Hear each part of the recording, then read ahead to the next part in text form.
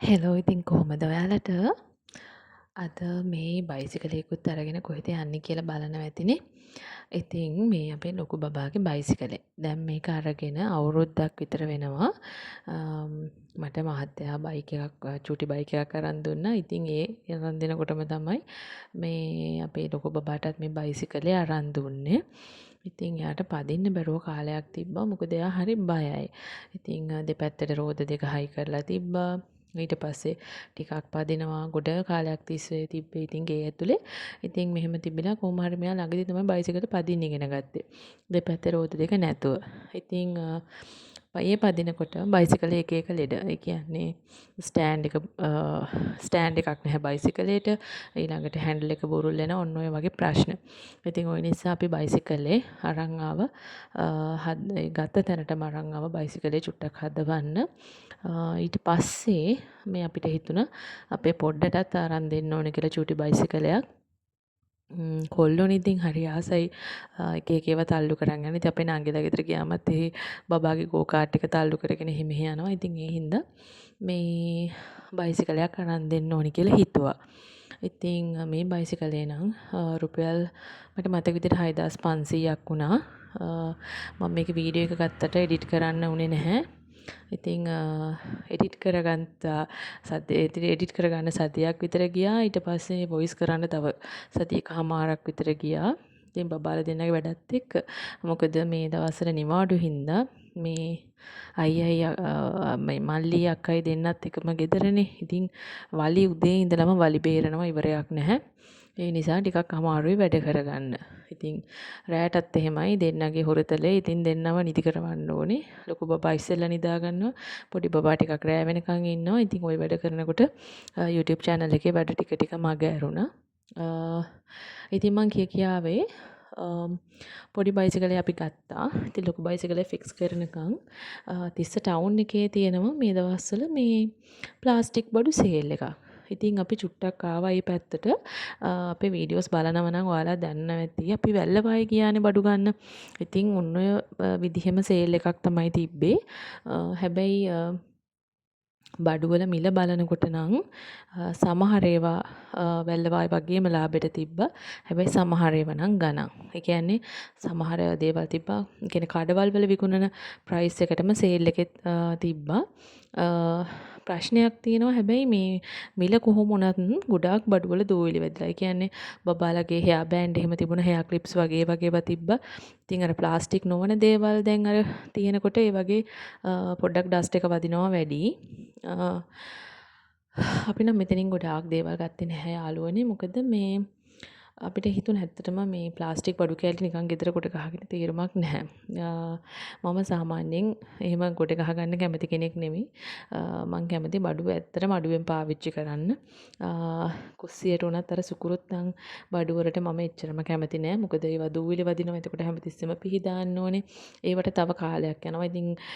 ඉතින් බබාලගෙන් පරිස්සම් කරගන්න ඊට වඩා අමාරුයිනේ. ඉතින් ඒ නිසා මම ටිකක් ඔය සුකුරුත්තන් වැඩි බඩු වලට එච්චර කැමති නෑ. ඉතින් අපි බැලුවා පොඩ්ඩක් රවුමක් දාලා බයිසිකලේ හදන්න විනාඩි 15ක් 20ක් යනවා කිව්ව නිසා. ඉතින් රීසනබල් ප්‍රයිස් එකට සමහර දේවල් තිබ්බා. ඉතින් සමහර අය නම් කූඩ පුරවගෙන ගියා. මොකද මේ බඩු දැක්කම ආසයිනේ. ගෑනු අය කොහොමත් හරිම ආසයි. ඉතින් මේ අපි අසාමාන්‍ය වගේ වුණාට ගොඩක් අය හරි ආසයි. ඉතින් මේවට මේ ඉතින් අර වෙලා තියෙන්නේ මේ වගේ එකක් බලන්න ආවමත් සමහර විට අර gedara බඩු තිබ්බත් සමහර විට ආසාවට ගෑනෙනවා. ඉතින් ඒක දැන් මම නම් පුරුදු වෙලා ඉන්නේ මට අවශ්‍ය නැත්නම් මම ඇත්තටම ගන්නෙ නෑ. ඒ කියන්නේ මට අවශ්‍යතාවය මට සපුර ගන්න මොන හරි දෙයක් තියෙනවා නම් මම ඒ දේවල් ඇත්තටම ගන්න කෙනෙක් නෙමෙයි. ඉතින් මට ඇත්තටම සෝස් පෑන් එකක් ගන්න ඕන වෙලා තිබ්බා. සෝස් පෑන් ඇත්තටම කඩේ මිලට වඩා රුපියල් 100 200ක් වගේ තමයි අඩු වෙලා තිබ්බේ නිසා මං හිතුවා ඒ මිලට කියන්නේ හොඳ බ්‍රෑන්ඩ් එකකින් ටිකක් හොඳ එකක් ගන්න ඕනි කියලා. මොකද මේ වගේ ක්වොලිටි එක ගැන අපි දන්නේ නැහනේ. ඒ නිසා. ඉතින් අර කඩේට වඩා රුපියල් 100ක් 200ක් අඩුවෙන් අරගෙන නිකම් මොරුවට ඉතින් නාස්ති වෙලා යනට වඩා ටිකක් හොඳ එකක් ගන්න එක හොඳයි කියලා හිතුණා. ඔයාලා මොකද හිතන්නේ?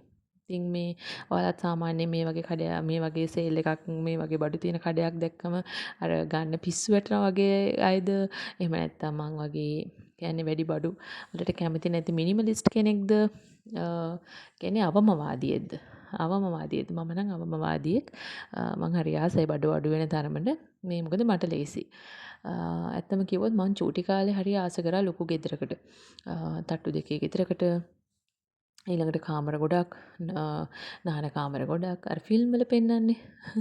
ඉතින් අඩි උස සපත්තු ඒ වගේ ගොඩක් ඊළඟට හෑන්ඩ් බෑග්ස් ගොඩක් ලිප්ස්ටික් කියුටෙක්ස් ඔය වගේ ඒවා ගොඩක්. ඉතින් අර අපි දකින්න දේවල් වලටනේ අපි ආස කරන්නේ. මොකද අපි දන්නේ නැහැ අපිට පේන දේ අපි ලස්සනයි කියලා හිතන දේට තමයි අපි ඇත්තටම ආස කරන්නේ. හැබැයි පහුවෙන්න අපි ජොබ් මම ජොබ් එකට ගිහිල්ලා මට උස සපත්තු දානකොට මට තේරුණා මේකේ ලස්සන වගේ නෙමෙයි මේක හරි අමාරුයි කියලා. සමහරලාට ටයිල් එකේ ලිස්සලා යනවා. සමහරලාට අපේ පාරවල් වල දාගෙන එනකොට පාරවල් හදලත් නැහැ හරියට. ඉතින් ගල් කැටයක් අහු වුණොත් කකුල පෙරලෙනවා. ඉතින් හිටපු ගමන් අර ටිකක් වැඩිපුර ඇවිද්දොත් එහෙම වලලු කර එහෙම රිදෙන්න ගන්නවා. ඉතින් ওই වගේ දේවල් තියෙනවා. ඉතින් ලිප්ස්ටික් එකක් යූස් කරත් එහෙමයි. කියුටෙක්ස් එකක් ගෑවත් එහෙමයි. කියුටෙක්ස් එකක් ගෑවොත් එහෙම චුට්ටක් ගියොත් එහෙම ඒක අයින් කරන්න ඕනේ. මොකද නැත්තම් නියපොතු කැත වෙනවා. ඉතින් අයින් කරන්න ඕනේ. ඊට පස්සේ ආපහු සමහරවිට නේල් පොලිෂ් එකක් ගාන්න ඕනේ. ඉතින් නේල් පොලිෂ් දිගටම ගාන්න බෑ නියපොතු සවුත්තු වෙනවා කියලා කියනවනේ. ඉතින් ඔන්න ඔය වගේ දේවල් තියෙනවා. ඉතින් පහුවෙන්න මට තව දෙයක් මතක් වුණා. මං හරි ආසයි ටැමිල් මූවිස් බලන්න. ඉතින් ටැමිල් මූවිස් වල ගොඩක් අර පරණ ෆිල්ම් වල දැන් වගේ නෙමෙයිනේ. ගෙදරට සාරියනේ ඇඳන් ඉන්නේ. ඉතින් ඔයා කියන්නේ මං ආසාවෙන් හිටියා මේ ගෙදරට සාරිය අඳින්න. හරිද? මොකද සාරිය අඳින්නම හරි ලස්සනයිනේ. ඉතින් ඇත්තටම සාරිය අඳින්නට පස්සේ තමයි දැනගත්තේ සාරිය කියන්නේ අයියෝ මොන තරම් දසවදයක්ද කියලා. ඉතින් ඒ නිසා ඇත්තටම කිව්වොත් හම්බ වෙන එක අත්දැකීම් හින්දා මම ඇත්තටම හිතුවා ජීවිතය කියලා කියන්නේ අපිට පේන ලස්සන නෙමෙයි. අපිට ලස්සන ගැන විතරක් හිතන්න ගියාම අපේ ජීවිතයේ සැනසීම නැති වෙනවා. ඉතින් අර පහසුව නැති වෙනවා. ගොඩක් වෙලාවල් වලදී. ඉතින් මම ඒක ගොඩාක් මගේ අත්දැකීම් වලින් තේරුම් ගත්ත දෙයක්. ඒ නිසා සාමාන්‍යයෙන් බඩු පුරව ගන්න මං ආස නැහැ. ඒ කියන්නේ අනිත් අයට පේන්න අනිත් අයට මගේ ගෙදර ලස්සනට පේන අනිත් අයට මාව ලස්සනට පේන්න කියලා මම අන්කම්ෆර්ටබල් ජීවිතයක් ගත කරන්න මම ඇත්තටම කැමති නැහැ. මම ගොඩක් වෙලාවට අනිත් අය කියන දේවල් අනිත් අය හිතන දේවල් ගැන එහෙම ගොඩාක් බොරු වෙන එහෙම චරිතකුත් නෙමෙයි. මොකද මගේ ජීවිතය ඇතුලේ ජීවත් වෙන්නේ මම. ඉතින් මම කියන පුද්ගලයා වටා ඉන්න පිරිසත් එක්ක බලනකොට මට මගේ පහසුව වටිනවා. මට මගේ වෙලාව වටිනවා. ඉතින් මට මගේ නිදහස වටිනවා. ඉතින් ඒ නිසා මේ මම ගොඩාක් වෙලාවට අනිත් අය කියන දේවල් දැන් ඇත්තටම ගණන් ගන්නේ නැහැ. මම ඇත්තටම වීඩියෝ එකක් කරන්න ආසාවෙන් ඉන්නවා. මම මේ අවුරුදු 35ට මම ඉගෙන ගත්ත දේවල්. මොකද මං හිතනවා කාලයක් ගිහිල්ලා හරි නංගි කෙනෙක් හරි මල්ලි කෙනෙක් හරි එහෙම නැත්නම් දුවෙක් හරි පුතෙක් හරි මේ වීඩියෝ එක බැලුවොත් එහෙම එයාලට සමහර විට ගන්න දෙයක් තියෙයි කියලා මම හිතනවා. ඉතින් ඒ නිසා තමයි ඇත්තටම මම මේ දේවල් මේ විදිහට කියන්නේ. ඉතින් වීඩියෝ එකෙන් හරි අරන් එන්නේ. මොකද කිසිම වීඩියෝ එකක ගන්න බැරි දෙයක් නැහැ. ඉතින් එක එක්කෙනාගේ ලයිෆ් ස්ටයිල් වෙනස්, ආර්ථිකය වෙනස්, ඉතින් වැඩ කරන විදිහ වෙනස් වුණාට ගොඩක් වීඩියෝස් වල Tamanට ගන්න එක පුංචිම දෙයක් හරි තියෙනවා.